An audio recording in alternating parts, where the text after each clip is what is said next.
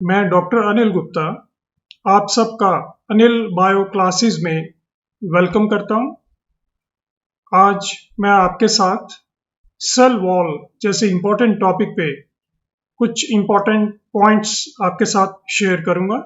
मेरे पास कुछ एक इम्पोर्टेंट स्लाइड्स हैं और ये सारे इम्पोर्टेंट पॉइंट्स आप सबके लिए हेल्पफुल होंगे आने वाले एग्जामिनेशन को, उनमें मल्टीपल चॉइस क्वेश्चंस को क्रैक करने के लिए, उनको सॉल्व करने के लिए।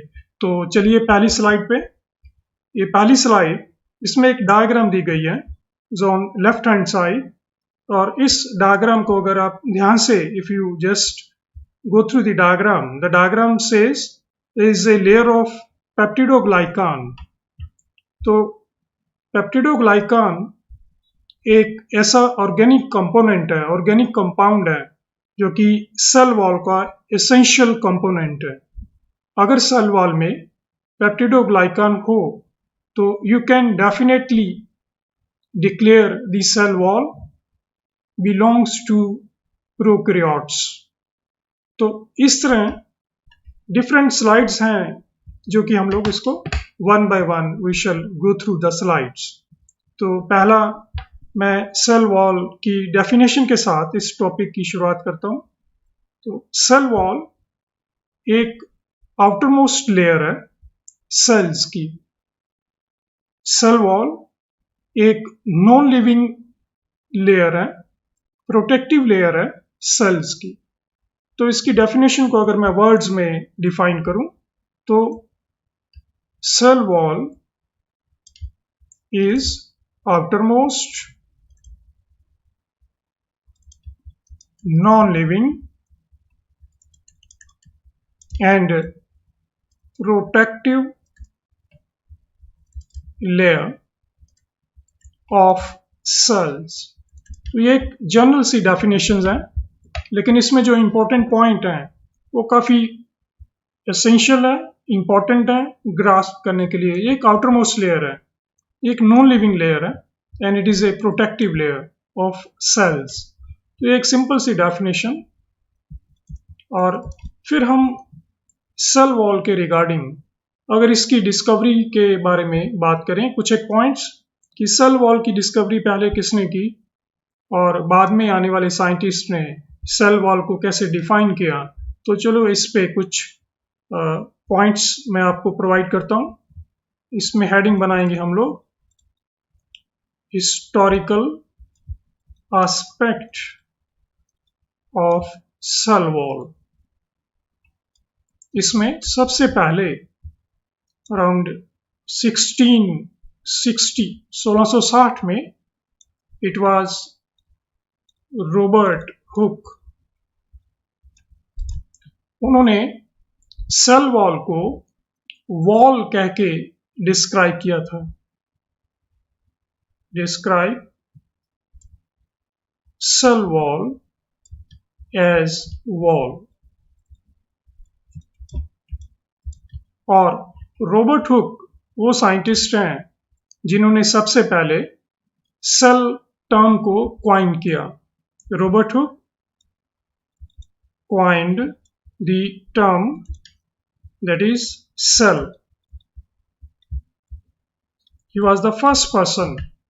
रॉबर्ट हुक ने a thin piece of cork को स्टडी किया अंडर माइक्रोस्कोप में, और उन्होंने डिक्लेयर किया कि जो कॉर्क का पीस माइक्रोस्कोप के नीचे स्टडी किया गया उसमें there are multiples of houses, multiple of chambers, multiple of units हैं उस पीस ऑफ कॉर्क में। तो उन्होंने उन डिफरेंट हाउसेस और चैम्बर्स को नाम दिया सेल, और वहीं से सेल की टर्म डिक्लेयर की गई।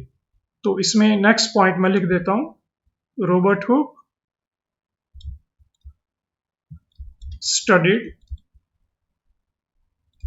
Piece of cork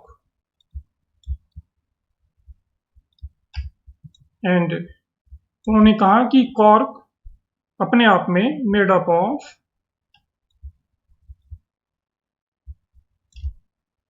number of chambers, large number of chambers.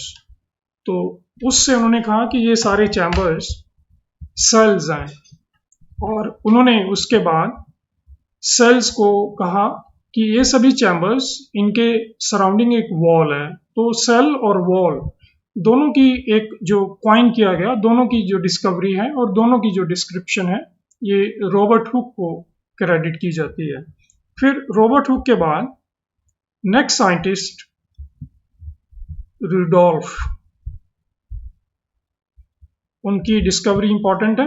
Around 1804 Rudolph ने क्या कहा, उन्होंने कहा कि every cell has separate cell wall,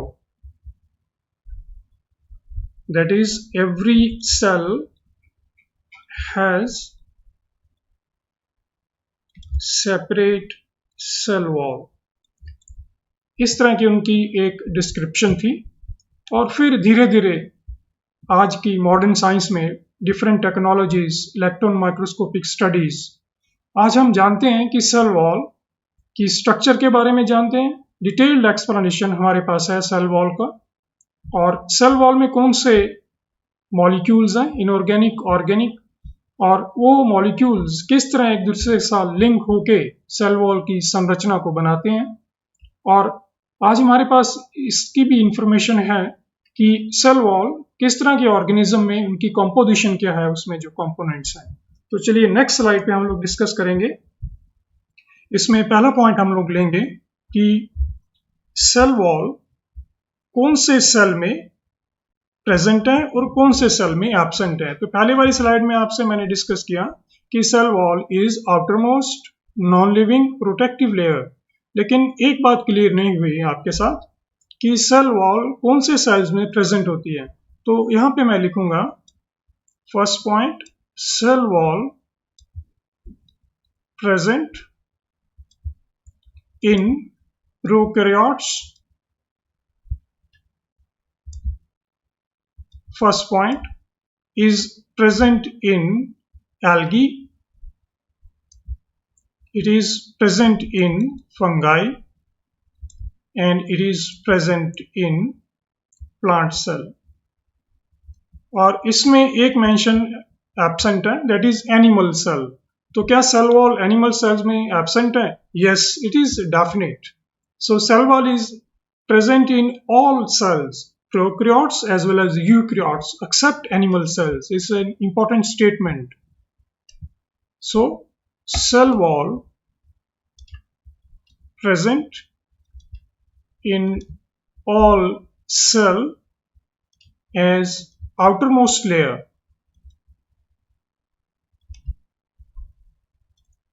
except animal cells. तो ये तो क्लियर हो गया कि सेल वॉल की अकरेंस कौन कौन से सेल्स में है।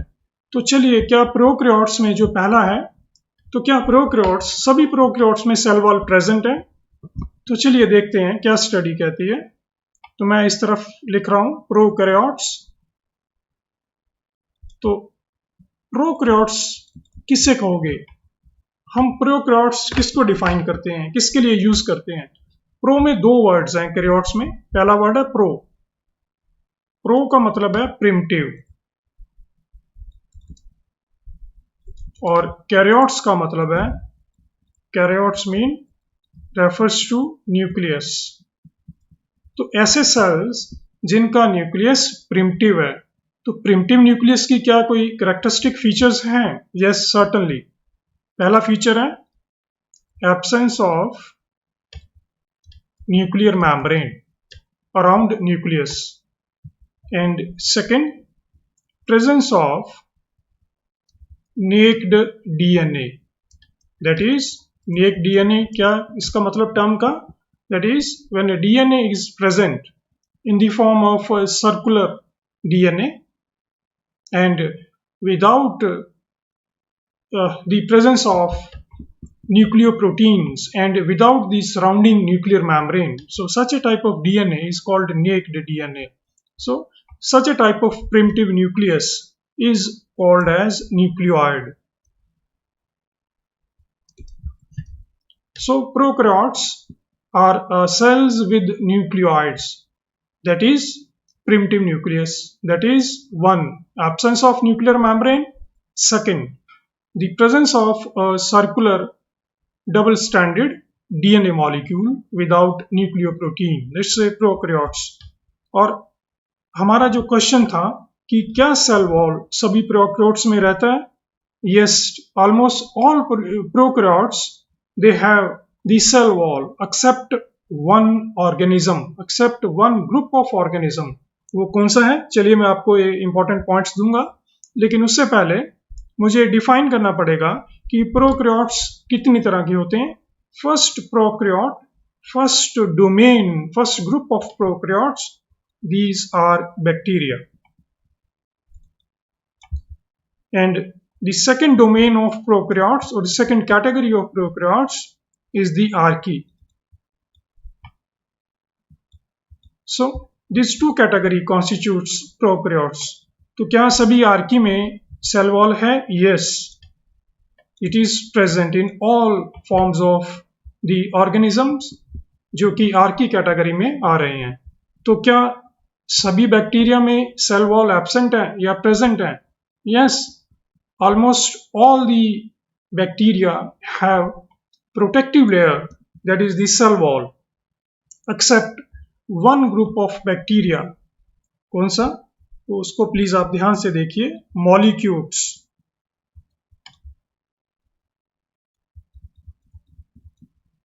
सो the bacteria belonging to the group mollicutes are without cell wall.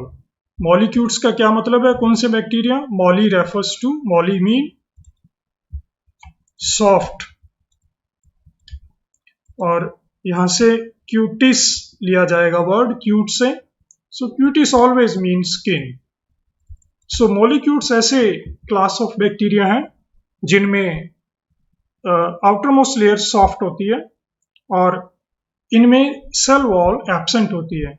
तो इनकी इंपॉर्टेंट एग्जांपल आप याद रखिए मॉलिक्यूट्स की, that is mycoplasma. Mycoplasma belongs to mollicutes and lack cell wall. तो ये प्रोकैरियोट्स है। तो प्रोकैरियोट्स में कंक्लूड करूं तो ऑलमोस्ट सभी प्रोकैरियोट्स में सेल वॉल रहती है as an outer most protective layer, लेकिन मॉलिक्यूट्स ग्रुप ऑफ बैक्टीरिया में सेल वॉल एब्सेंट होती है। तो फर्स्ट कैटेगरी मैंने एक्सप्लेन की कि सेल वॉल कौन से ऑर्गेनिज्म में प्रेजेंट है, जो कि मैंने ऊपर लिखा था। तो उसको पहले कैटेगरी को मैंने एक्सप्लेन किया। तो चलिए अब दूसरी कैटेगरी में इसी स्लाइड पे मैं कवर करूंगा, और उसको डिफ्रेंशिएट करने के लिए मैं इसका कलर चेंज कर लेता हूं। तो इसको हम लोग ब्लू में देखेंगे। तो सेल वॉल एल्गी, क्या सभी एल्गी में सेल वॉल है? Yes, all algae have cell wall। बहुत आसान है याद करना कि all the forms of algae, all the groups of algae have cell wall। और फिर फंगाई इसी में स्लाइड में कवर करते हैं। Yes, all fungi and the plant cells have cell wall। So इसी स्लाइड में मैं कंक्लूड करूंगा कि सेल वॉल किस में एब्सेंट है। Cell wall is absent in first animal cell, second mollicutes. Mollicutes group of bacteria, इन दोनों में सेल वॉल एब्सेंट है। Rest of the all other organisms, all living cells, उनमें सेल वॉल प्रेजेंट है, outer most layer present है। लेकिन इन सभी ऑर्गेनिजम्स में जिनमें सेल वॉल प्रेजेंट है, सेल वॉल की एक यूनिफॉर्म केमिकल कॉम्पोजिशन एब्सेंट है। Cell wall organism to organism, class to class, phylum to phylum, cell wall की केमिकल कॉम्पोजिशन वेरी करती है। लेकिन सेल वॉल का जो बेसिक फंक्शंस हैं, पहला function basic, cell wall maintains, regulates size and shape of cell is uniform function. So starting from this prokaryotes till the multicellular organisms, multi-organ organisms is plant cells. Second function, cell wall regulates cell volume. Cell wall regulates size and shape, regulates cell volume. दोनों function uniform है सभी में, और लेकिन cell wall is protective layer in almost all cells, all organisms. लेकिन जैसे जैसे हम हायर ऑर्गेनिज्म की तरफ जाएंगे, जैसे प्लांट सेल्स, तो प्लांट सेल्स में cell wall becomes highly complex, और सेल वॉल्स इन बेसिक फंक्शंस के अलावा भी सेल वॉल के सर्टन एडिशनल फंक्शंस हैं. जिस तरह प्लांट सेल्स में cell wall is helpful in transport of water fluid from one plant cell to other plant cell, and this pathway of transport of fluid, this pathway of transport of fluid in plant cell from one plant cell to other plant cell is called apoplast pathway. Apoplast, so मैं यहाँ पे लिख रहा हूँ apoplast, याद रखिए. फिर कभी नेक्स्ट मेरी सीरीज ऑफ लेक्चर में मैं इसको डिस्क्राइब करूंगा. Apoplast pathway of water movement. Apoplast का मतलब है, apo means without, प्लास्ट mean protoplasm. तो ऐसा पाथवे जिसमें प्रोटोप्लाज्म, प्लांट सेल का साइटोप्लाज्म, वाटर की मूवमेंट में एसोसिएशन नहीं होता. तो इस पाथवे में वाटर या फ्लूइड एक सेल की सेल वॉल से पास होके दो सेल के बीच में स्पेस, इंटरसेलुलर स्पेस में स्प्रेड करता है, और फिर वहां से दूसरे सेल की सेल वॉल में ट्रांसपोर्ट होता है. तो इस तरह सेल वॉल वाटर ट्रांसपोर्ट करने में हेल्पफुल है in plant cell. The method, the pathway is apoplast. चलिए फिर नेक्स्ट हम लोग स्लाइड पे move on to the next slide, और हम इसमें फिर कुछ एडिशनल सेल वॉल के बारे में regarding we shall read. First part हम लोगों ने अभी तक पढ़ा सेल वॉल की डेफिनेशन. सेकंड हम लोगों ने पढ़ी सेल वॉल की brief historical aspect. Third point मैंने आपसे डिस्कस किया सेल वॉल की अकरेंस, किन सेल्स में है, किन सेल्स में एब्सेंट है. फोर्थ मैंने आपसे डिस्कस किया सेल वॉल के functions, size and shape regulation, cell volume regulation and specific function. तो अब मैं आपके साथ इंपॉर्टेंट पॉइंट्स शेयर करूंगा. मैंने बताया था कि सेल वॉल की chemical composition cell to cell, organism to organism differ करती है. तो हम इस सेल वॉल की कंपोजिशन में इन सभी group of organism, prokaryotes, algae, fungi और प्लांट सेल में डिस्क्राइब करते हैं. हम देखते हैं कि उनमें क्या क्या डिफरेंसेस हैं. तो पहला हम लेते हैं सेल वॉल इन प्रोकैरियोट्स. चलिए इसको स्टडी करते हैं ब्रीफ में. इससे हमें जो इंपॉर्टेंट पॉइंट्स मिलेंगे वो हमारे लिए हेल्पफुल होंगे. Cell wall in prokaryotes. फिर प्रोकैरियोट्स में दो कैटेगरी में बांटूंगा, बैक्टीरिया एंड आर्की. तो चलिए बैक्टीरिया में देखते हैं इसकी स्ट्रक्चर क्या है. इन बैक्टीरिया, जैसे कि मेरी पहली स्लाइड मैंने आपसे शेयर की थी, फिर मैं उसी पे फोकस आता हूं. पहली स्लाइड में पेप्टिडोग्लाइकान दिखाया गया है, तो फिर इसी को मैं यहां पे एक्सप्लेन कर रहा हूं. बैक्टीरिया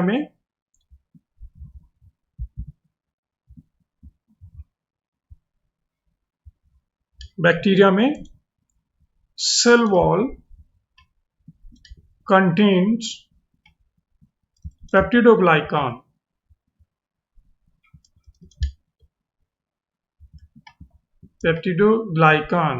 तो चलिए इस ऑर्गेनिक कंपाउंड को हम लोग डिटेल इसकी देखते हैं. तो peptidoglycan, it is also called, ध्यान से देखिए, it is also called murein. Peptidoglycan and murein दोनों सिनोनिमस हैं. और इसकी पेप्टिडोग्लाइकान की स्ट्रक्चर क्या है? पेप्टिडोग्लाइकान, तो let me change the colour, to choose red colour less. Peptidoglycan, इसको मैं इस जगह पे लिखूंगा ग्लाइकान। मैंने इन दो वर्ड्स के बीच में स्पेस दिया। Peptido is peptides, glycan means polysaccharides, always polysaccharides, glycan। और अगर polysaccharides, poly mean multiple, saccharides mean saccharous, that is sweet, that is ऐसा कंपाउंड जिसमें मोनोसैक्राइड्स मल्टीपल यूनिट्स हों, आपस में कंडेंस हों, तो पॉलीसैक्राइड्स, उसका दूसरा नाम ग्लाइकान। और फिर पेप्टिडोग्लाइकान में दो कंपोनेंट्स हैं, पेप्टाइड्स प्लस ग्लाइकान, और सॉरी ग्लाइकान। और पेप्टाइड्स प्रोटीन हैं, पेप्टाइड्स हैं, और ग्लाइकान पॉलीसैक्राइड्स हैं, कार्बोहाइड्रेट्स हैं। सो पेप्टिडोग्लाइकान आप डिक्लेयर कर सकते हो, it is a conjugated protein. Conjugated protein is a protein with non protein. तो पेप्टिडो और protein segment is peptides and glycan is the carbohydrate. और चलिए इसको फिर आगे डिटेल में स्टडी करते हैं। और इसमें पेप्टिडोग्लाइकान में कौन कौन से पॉलीसैक्राइड्स हैं? तो पेप्टिडोग्लाइकान में polysaccharides is always made up of two units. First unit is NAG plus NAM। ये दोनों एब्रीवेशन यूनिवर्सली एक्सेप्टेड एब्रीवेशंस हैं। सो NAG, here N का मतलब है N एसिटाइल ग्लूकोजामाइन,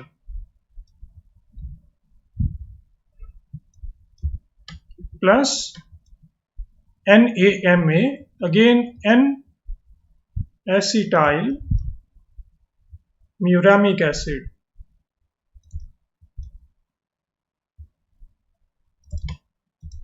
तो दो कंपोनेंट्स NAG और NAM, ये दोनों कंपोनेंट्स आपस में एसोसिएट होके it forms a disaccharide unit.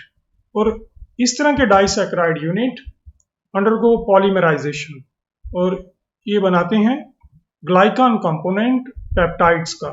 और फिर नेक्स्ट क्या होगा, जब इसमें ग्लाइकान सेगमेंट बन जाएगा, glycan segment that is NAG plus NAM, तो इसके साथ 5 अमाइनो एसिड रेजिड्यूज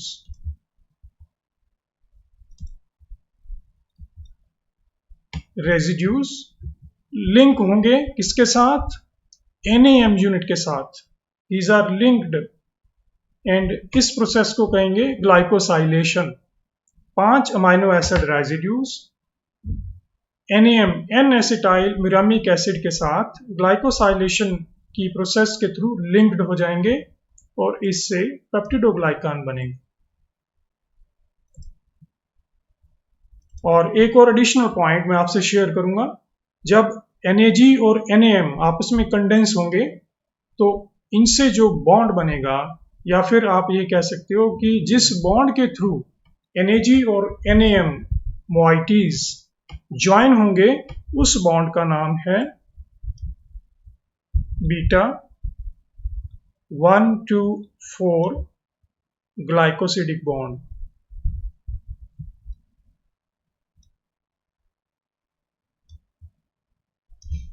और इस तरह मैंने आपसे शेयर किया इंपॉर्टेंट पॉइंट्स पेप्टिडोग्लाइकान, जो कि बैक्टीरियल सेल वॉल में है। तो क्या ये बैक्टीरिया के रिगार्डिंग है? तो क्या आर्की में भी पेप्टिडोग्लाइकान होता है? यस, आर्की में पेप्टिडोग्लाइकान इन ट्रू सेंस जो मैंने अभी स्ट्रक्चर बताई है उसके अकॉर्डिंग आर्की में पेप्टिडोग्लाइकान नहीं होता, लेकिन पेप्टिडोग्लाइकान को रिजेंबल करता हुआ दूसरा ऑर्गेनिक मॉलिक्यूल होता है, तो उसको नाम हम लोग बोलेंगे archaea have pseudopeptidoglycan. Pseudo peptidoglycan, और बैक्टीरिया है is a true peptidoglycan in cell wall. और चलिए फिर नेक्स्ट स्लाइड पे मूव करते हैं। इस स्लाइड में मैं आपसे डिस्कस करूंगा कि नेक्स्ट जो ग्रुप ऑफ ऑर्गेनिजम्स हैं जिसमें कि हम लोग लेंगे एल्गी। एल्गी में सेल वॉल की संरचना कैसी है? एल्गी में cell wall, algae eukaryotic cell हैं, फोटोसिंथेटिक पिगमेंट है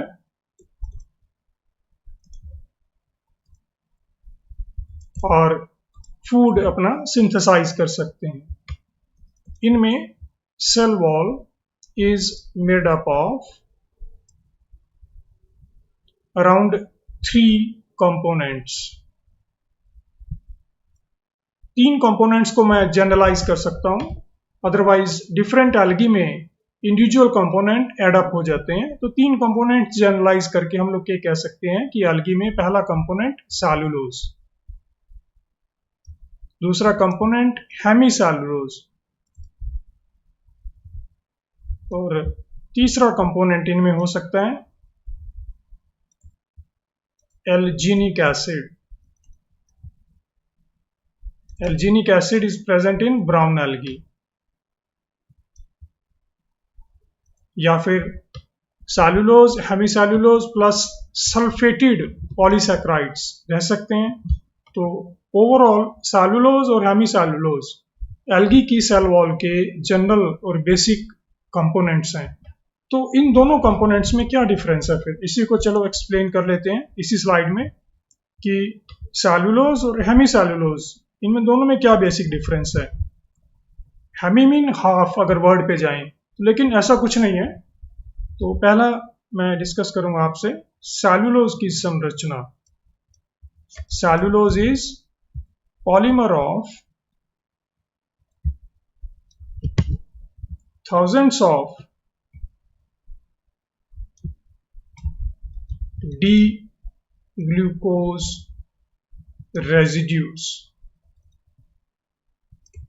thousands of glucose residues, जो कि एक ग्लूकोज रेजिड्यू दूसरे के साथ कंडेंस होता है थ्रू ग्लाइकोसिडिक बॉन्ड, और इन एक्यूरेट सेंस 2 ग्लूकोज रेजिड्यूज के बीच में जो बॉन्ड बनेगा परफेक्टली उसका नाम है beta 1-4 glycosidic bond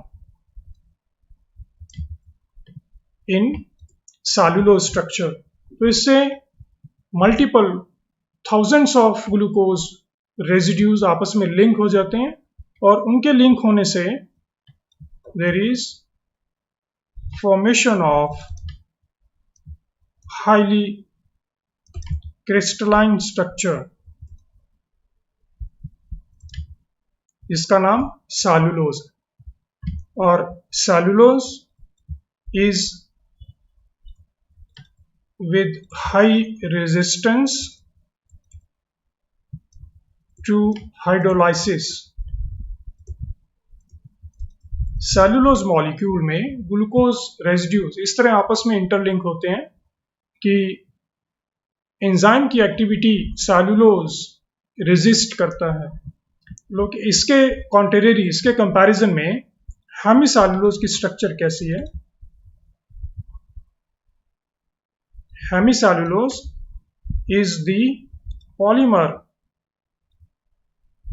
of glucose, galactose, mannose, xylose, राबिनोज।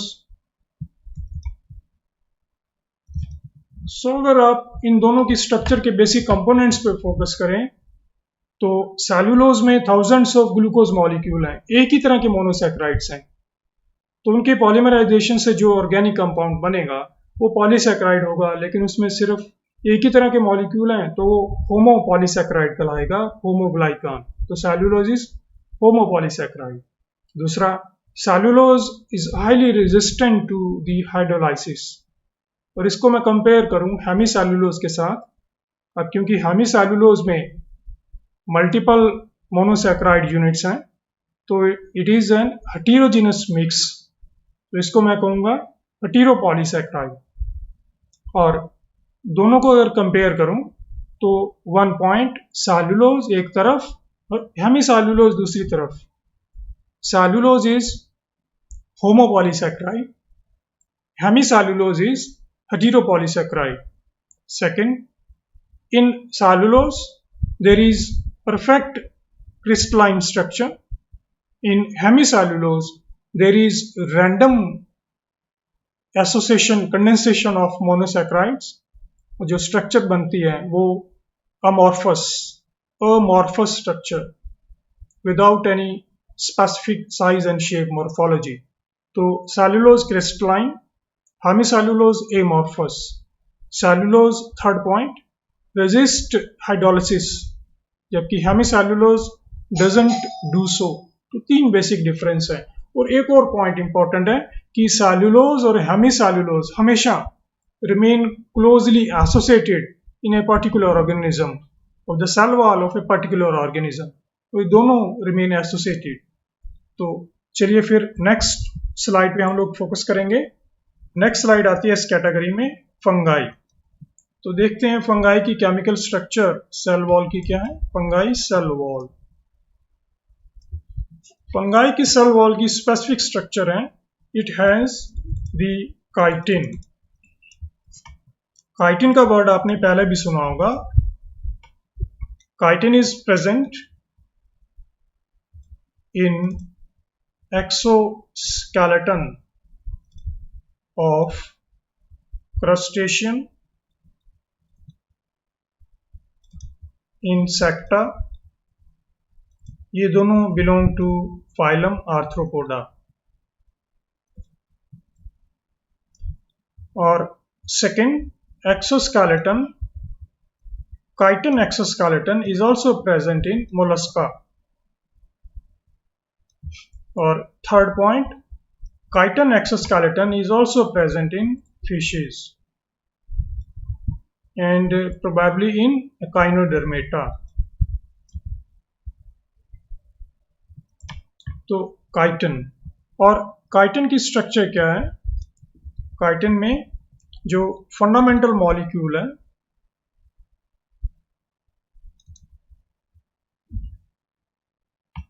In chitin, so that is N acetyl glucosamine. N-acetyl glucosamine is the basic unit of chitin. So ये undergo polymerization इसकी होगी,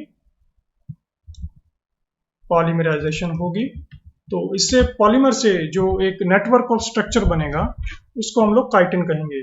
तो मैं काइटिन और सेलुलोज को साथ में रख के कंपेयर कर सकता हूं। इसमें एक तरफ सेलुलोज, एक तरफ काइटिन, दोनों के डिफरेंशिएटिंग और similarity. Cellulose polymer of D glucose, chitin polymer of that is N acetyl glucosamine. तो डी ग्लूकोज अपने आप में मोनोसैकेराइड है। मोनोसैकेराइड की कौन सी category, 6 carbon containing monosaccharide, so it is hexose. और हेक्सोज इसमें functional group aldehyde, so it is aldose also. लेकिन glucosamine is the amine derivative of glucose with amino group.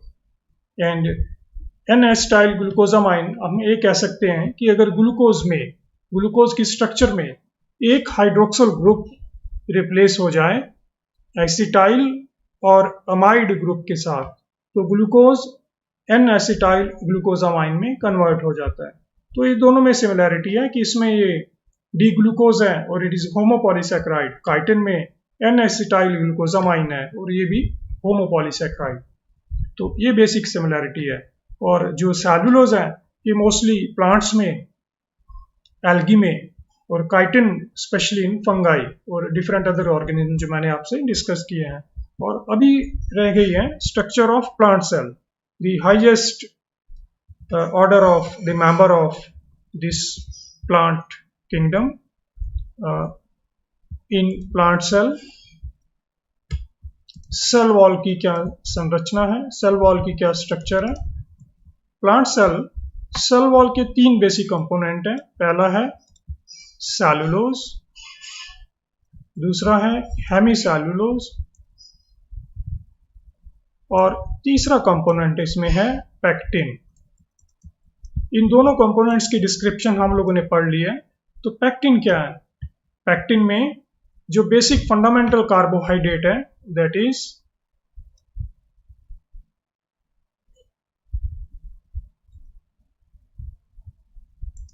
गिलैक्टोरोनिक acid. गिलैक्टोरोनिक acid बनता है गिलैक्टोज से। गिलैक्टोज में जब कन्वर्शन होके ये शुगर अल्कोहल बनेगा तो इट्स कॉल्ड शुगर एसिड बनेगा, तो इट इज कॉल्ड गिलैक्टोरोनिक एसिड। अगर ग्लूकोज की कन्वर्शन होगी तो ग्लूकोज से बनेगा ग्लूकुरोनिक एसिड। उसी तरह जब ग्लैक्टोज की कन्वर्शन होगी तो उससे बनेगा गिलैक्टोरोनिक एसिड। तो पैक्टिन में बेसिक कंपोनेंट गिलैक्टोरोनिक एसिड होता है प्लस दूसरे अदर मोनोसेक्राइड्स और मिलके पॉलीमराइजेशन होती है। तो ये प्लांट सेल की जो सेल वॉल में बेसिक कंपोनेंट्स हैं।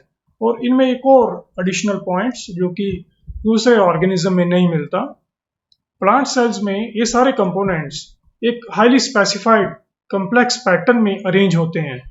और सेल वॉल प्लांट सेल में 3 लेयर्स में अवेलेबल है, जो कि पहली स्लाइड में मैंने शो किया हुआ है। ये स्लाइड शो करती है ये डायग्राम कि सेल वॉल इन प्लांट। अब इसमें देखिए outer most layer of cell wall is middle lamella. Outer most layer cell wall plant में 3 सब लेयर्स में डिवाइड हो जाती है। तो सेल वॉल की जो आउटर मोस्ट लेयर है किसी भी प्लांट सेल के ऊपर दैट इज मिडल लमेला। और मिडल लमेला का जो बेसिक इसमें जो स्ट्रक्चर है मॉलिक्यूल है और उसका नाम है मिडल लमेला में उसका नाम है it is pectin. Middle Lamela first outer most layer contains pectin. और जब अगर ये इसको प्लांट सेल डिक्लेयर करें, ये साइटोप्लाज्म, ये सेंटर में न्यूक्लियस, और अगर ये सेल वॉल है और सेल वॉल के 3 कलर मैं डिफरेंशिएट करूं,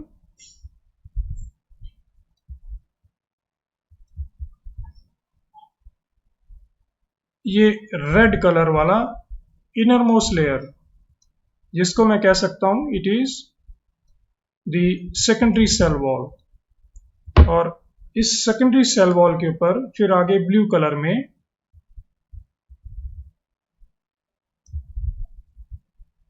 प्राइमरी सेल वॉल, और प्राइमरी सेल वॉल के ऊपर फिर एक different outer most layer that is middle lamella. तो ये एक सेल हो गया प्लांट का। तो इस तरह प्लांट के दूसरा सेल, अब जब दोनों सेल प्लांट के इकट्ठा होंगे तो जो मिडल लमेला है, मिडल लमेला उस दोनों में एक सीमेंटिंग सब्सटेंस का काम करती है, प्लांट सेल को आपस में एडियर करती है, जोड़ देती है, ज्वाइन करती है, एडियर करती है। तो इसके बेसिक कंपोनेंट है पैक्टिन। और फिर उसके नीचे primary cell wall. Primary cell wall में सेलुलोज, हेमीसेलुलोज रहता है और लिग्निन भी हो सकता है। और फिर जो अंदर वाली लेयर है that is the secondary cell wall, उसका कंपोजिशन भी सेलुलोज, हेमीसेलुलोज और पैक्टिन। तो इस तरह सेल वॉल प्लांट सेल्स में हाईली ऑर्गेनाइज्ड पैटर्न में रहती है। और एडिशनल फंक्शन है इसके, जैसे कि मैंने आपसे डिस्कस किया एपोप्लास्ट पाथवे। तो इस तरह कुछ एक इम्पोर्टेंट पॉइंट्स मैंने कोशिश की है आप तक पहुंचाने के लिए। और फिर मैं आप सबका really I am thankful to all of you for